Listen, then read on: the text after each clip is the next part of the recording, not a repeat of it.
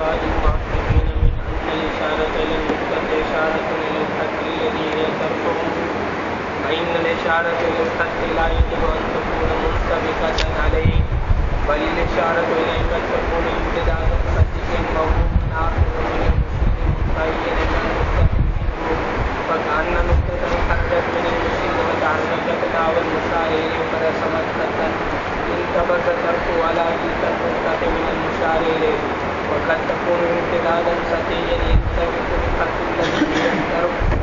ينطبق الخط الذي هو طرفه على ذلك الخط المشار إليه، فكأن خطا خرج من المشير ورسم خطا انطبق طرفه على المشار إليه. والفرق بين الإشارتين أنه لا إشارة إلى النقطة قصدا وإلى الخط طبعا، والثانية باللفظ. اچھا، اب یہ وَيُمْكِنُ أَن يُجَابَ عَنِ الثَّانِي، دوسرا سوال، پہلے کو چھوڑو. اصل میں آپ کو میر حسین مہدی رحمۃ اللہ علیہ نے حلول کی یہ تعریف نقل کی ہے کس کلمے سے؟ وقد یقال. دیکھا، ابتدا میں اشارہ کر گئے کہ یہ تعریف میاں ضعیف ہے، اس لیے کہ اس پر سوالات ہوتے ہیں، تو بعض سوالات کا تو کچھ کھانچا تانی کر کے ہم جواب دے دیتے ہیں، وہ بھی تکلفات کے بعد. اور بعض سوالات تو ایسے ہیں کہ جن کا جواب ہے ہی نہیں. اس تعریف کے اوپر بعض سوالات تو ایسے ہیں کہ ان کا جواب ہے ہی نہیں، اور بعض ایسے ہیں کہ کھینچا تانی کر کے تو کچھ بنا لیں گے، وہ پرتوک بنا لیں گے، لیکن وہ پرتوک بھی کمزور ہوگا. اس لیے یہ تعریف ہے ضعیف. اس لیے پہلے سوال کا جواب چھوڑ دیا. یاد ہے پہلا سوال کہ مجردات کہ جو آراز کا حلول ہے مجردات میں، یہ تعریف اس کے اوپر صادق ہو نہیں آ رہی ہے، حالانکہ وہ حلول تو ہے، تو یہ تعریف اپنے افراد کو جامع نہیں. یہ سوال تھا نا، اس کا جواب چھوڑ دیں. دوسرا سوال ہوا تھا کہ یہ جو اطراف کا حلول ہے نا ذی طرف میں، یہ بھی تو حلول ہے. نقطے کا حلول خط میں، خط کا سطح میں، سطح کا جسم میں، تو اس پر بھی یہ صادق نہیں آ رہی، کیونکہ وہاں تو ہر ایک کی طرف اشارہ الگ الگ رہا. تو دوسرا سوال یہی تھا نا، تو کہتے یار وَيُمْكِنُ أَن يُجَابَ عَنِ الثَّانِي بِمَا ذَكَرَهُ بَعْضُ الْمُحَقِّقِينَ. کہتے میر سید شریف رحمہ اللہ تعالی نے ایک تحقیق ذکر کی ہے، اشارہ حسیہ کے متعلق. اصل میں انہوں نے یہ سوال کے جواب میں نہیں، بلکہ اپنے طور پر انہوں نے اشارہ حسیہ کی تحقیق کی. سمجھ آئیے؟ تو کہتے ہیں یار وہ جو ان کی تحقیق ہے نا اشارہ حسیہ کی، اس کو دیکھ کے تو کچھ امید بن جاتی ہے کہ دوسرے سوال کا جواب اس تحقیق سے بن جائے گا. دوسرے سوال کا جواب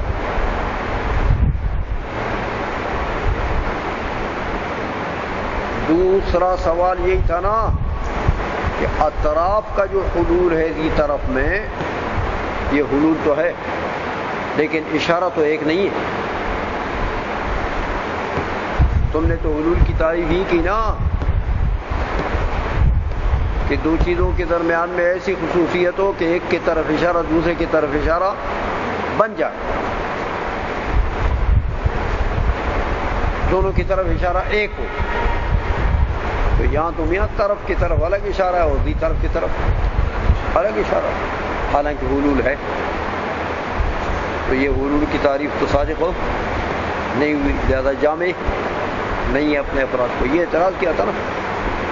تو کہتے ہیں یار وہ جو میر سید شریف رحمہ اللہ تعالیٰ کی تحقیق ہے اشارے کے مطابق، اشارہ حصیہ کے مطابق، اس کو دیکھ کے تو کچھ امید بن جاتی ہے کہ اس سوال کا جواب، دوسرے سوال کا جواب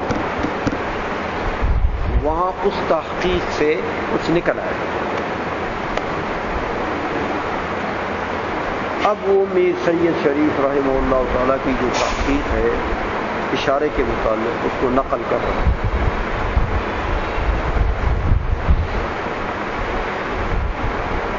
کہتے میاں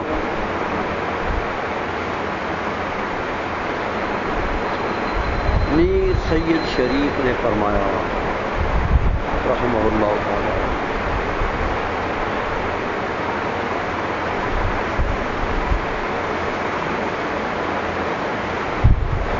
کہ اصل میں اشارہ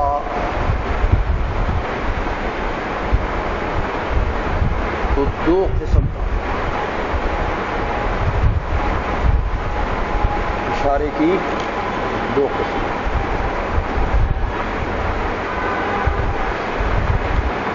ایک ہے اشارہ حقیقیہ، دوسرا ہے اشارہ طبعیہ.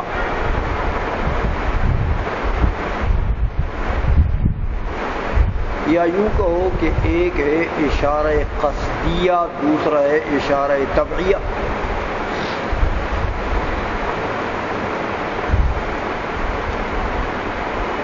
تو میاں میر سید شریف رحمہ اللہ تعالی نے فرمایا کہ نقطے کی طرف آپ اشارہ کریں گے. نقطہ خط کی طرف ہے نا، تو یہ نقطہ جس خط کے لیے طرف ہے اس خط کے طرف اشارہ ہو جاتا ہے. نقطے کی طرف اشارہ کرو گے تو عین یہی اشارہ خط کی طرف بھی ہے، خط کی طرف بھی ہے. اس کی وجہ انہوں نے یہ بیان فرمائی کہ دیکھو میاں، نقطے کی طرف اشارے کا یہ مطلب نہیں ہے، یا خط کی طرف اشارے کا یہ مطلب نہیں ہے، یا سطح کی طرف اشارے کا یہ مطلب نہیں ہے کہ اشارہ جا کر نقطے کی طرف اشارہ ہے تو نقطے پر منطبق ہو جائے، یا خط کی طرف اشارہ ہے تو خط پر منطبق ہو جائے، یا سطح کی طرف یا جسم کی طرف اشارہ ہے تو جسم پر. یہ مطلب نہیں ہے.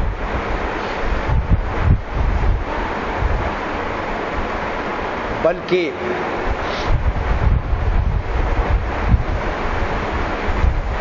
اشارہ جو ہے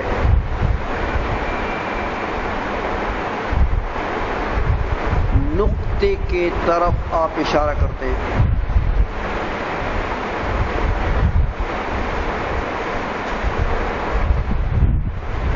تو اے میاں مشیر نے ایسا، یہ انگلی اشارہ حصیہ ہے نا، یہ انگلی یہ نقطہ ہے فرض کرو خط کی طرف، تو مشیر نے ایسا اس نقطے کی طرف اشارہ کیا. تو یہ نقطہ جس خط کے لیے، اس خط کے لیے طرف ہے نا، یہ اس نقطے کے طرف اشارہ ہو گیا، لیکن یہی اشارہ اس خط کی طرف بھی ہے. یہ الگ بات ہے کہ نقطے کی طرف اشارہ بذات اور بالقصد ہو گیا، اور خط کی طرف بالطبع، لیکن اشارہ تو ایک ہے۔ سمجھا گئی ہے؟ مطلب کیا ہوا؟ سمجھانے کے لیے فرماتے ہیں دیکھو مشیر نے یہاں سے انگلی، اشارے والی انگلی ایسی برابر کر لی، اشارہ کرتا ہے اس نقطے کی طرف۔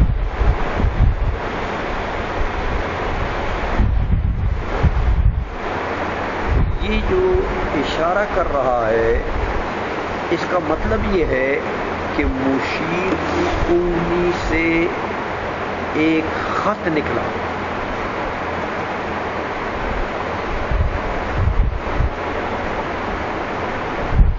اس نقطے پر منطبق ہو گیا۔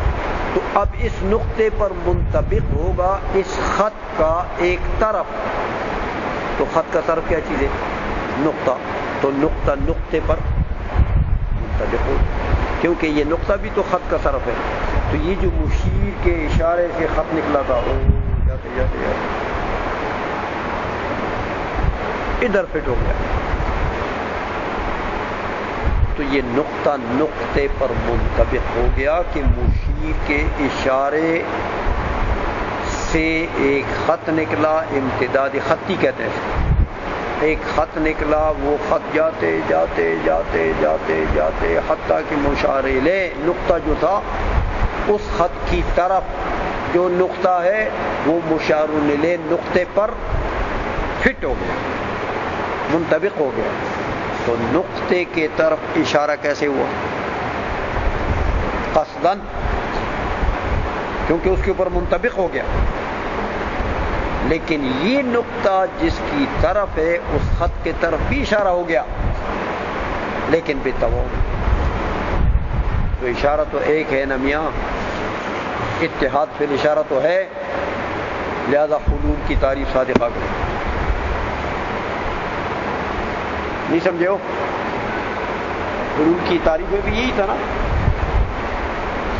ہاں، کہ دو چیزوں کے درمیان میں ایسی خصوصیت ہو کہ ایک کی طرف اشارہ کریں دوسری کی طرف ہو جائے، تو اس میں دوسری کی طرف ہو جائے اس میں قصداً یا طبعاً کی قید تو نہیں ہے، بس اشارہ ہو جائے تو ہو گیا، ایک کی طرف قصداً ہو گیا دوسرے کی طرف طبعاً ہو گیا۔ نہیں سمجھے ہو؟ تو یہ تحقیق کی ہے میر سید شریف نے کہ نقطے کی طرف اشارہ ہو، تو اس کا یہ مطلب نہیں ہے کہ اشارے کا مطلب یہ ہے کہ بس اسی چیز کی طرف اشارہ ہوگا جس کے اوپر اشارہ منطبق ہو جائے گا، دوسرے کی طرف نہیں ہوگا، یہ مطلب نہیں ہے۔ سمجھ آ گئی؟ بلکہ اشارے کی دو قسمیں، قصدی اور طبعی۔ تو نقطے کی طرف اگر آپ کا اشارہ قصدیہ ہے تو اس کے خط کی طرف اشارہ طبعیہ ہو جائے۔ سمجھے ہو؟ ترجمہ کروں میں، وَيُمْكِنُ أَن يُجَابَ عَنِ الثَّانِي، ممکن ہے کہ جواب دیا جائے دوسرے اعتراض سے۔ کیسے دیا جائے؟ بما ذکرہ بعض المحققین، وہ تحقیق جو بعض محققین نے ذکر کی ہے اس کو نقل کر کے جواب بن جائے۔ وہ کیا ہے؟ من، یہ اس بما ذکرہ، ما کے لیے بیان ہے، ما ذکرہ کیا چیز ہے؟ وہ یہ ہے کہ ان الاشارۃ الی النقطۃ اشارۃ الی الخط الذی هی طرف، کہ نقطے کی طرف جو اشارہ ہے یہ عین اشارہ ہے اسی خط کی طرف ہو جس خط کا یہ نقطہ طرف ہے۔ کیوں؟ کہ فإن الاشارۃ الی الخط لا یجب ان تکون منطبقۃ علیہ، اشارہ الی الخط کا یہ مطلب تو نہیں ہے کہ وہ اس کے اوپر منطبق ہوگا، انطباق تو اشارے میں نہیں ہے، قید نہیں ہے، فللاشارۃ الیہ، بلکہ خط کی طرف اشارہ کبھی قد تکون امتدادا خطیا، کبھی وہ امتداد خطی ہوتا ہے جو موہوم ہوتا ہے، وہم میں ہوتا ہے، خارج میں نہیں ہوتا۔ یہ تو میں نے سمجھانے کے لیے یہاں سے اشارہ کیا، تو اب آپ کے وہم میں، کھوپڑی میں یہ آ جانا چاہیے کہ یہاں میری انگلی کے سرے سے ایک خط نکلا ادھر ادھر، تو یہ خط موہوم ہے، امتداد موہوم ہے۔ میری انگلی تو ادھر ہے نا، ایسا میں نے اشارہ کیا، تو آپ کی کھوپڑی میں آیا کہ یار اس نقطے کی طرف اشارہ ہو گیا، انہوں نے اس نقطے کی طرف کیا، تو کیسے ہو گیا کہ یہاں سے ایک خط موہوم نکلا اور اس کی طرف جا کے اس نقطے پر منطبق ہو۔ اس لیے کہتے ہیں کہ میاں کا بل الاشارۃ الیہ، خط کی طرف اشارہ کبھی یوں ہوتا ہے کہ قد تکون امتدادا خطیا موہوما، کہ امتداد خطی ہوتا ہے جو وہم میں ہوتا ہے، خارج میں نہیں ہوتا، لیکن آخذا من المشیر، مشیر کے اشارے سے شروع ہوتا ہے، ابتدا ہوتی ہے اس خط کی، اور منتہیا الی نقطۃ منہ، اس خط کے ایک نقطے پر منتہی ہو جاتا ہے۔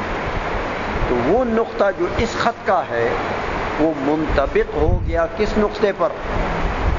جو اس خط کا ہے، جس کی طرف اشارہ تھا،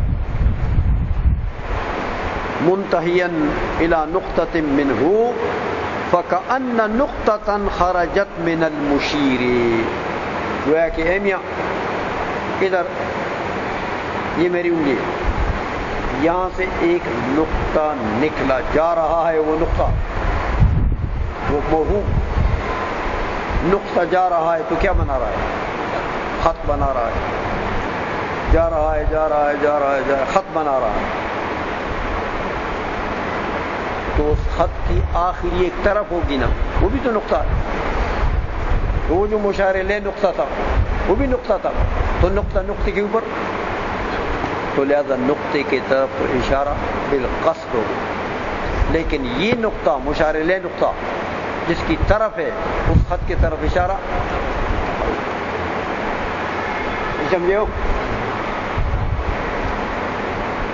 اس لیے فرمایا آخذا من المشیر منتہیا الی نقطۃ منہ فکأن نقطۃ خرجت من المشیر، مشیر سے گویا کہ ایک نقطہ نکلا اور وہ جا رہا تھا، وتحرکت نحو المشار الیہ، اور مشار الیہ کی طرف وہ حرکت کرتا رہا، وہ نقطہ جاتا رہا، فرسمت خطا، تو اس نقطے نے ایک خط بنا دیا،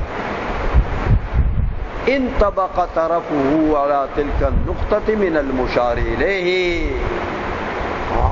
اس خط کی ایک طرف جا کے مشار الیہ کے نقطے پر منطبق ہو۔ سمجھ میں آ گئی ہے؟ تو یہ ہے میاں خط کے طرف اشارہ کبھی ایسا بھی ہوتا ہے کہ اشارہ مشیر کے اشارے سے نقطہ نکلا، اس نے خط بنا دیا، ہاں، تو اس خط کا نقطہ نقطے پر منطبق ہوگا۔ وقد تکون امتدادا سطحیا، یہ دوسری قسم بتائیں گے ابھی۔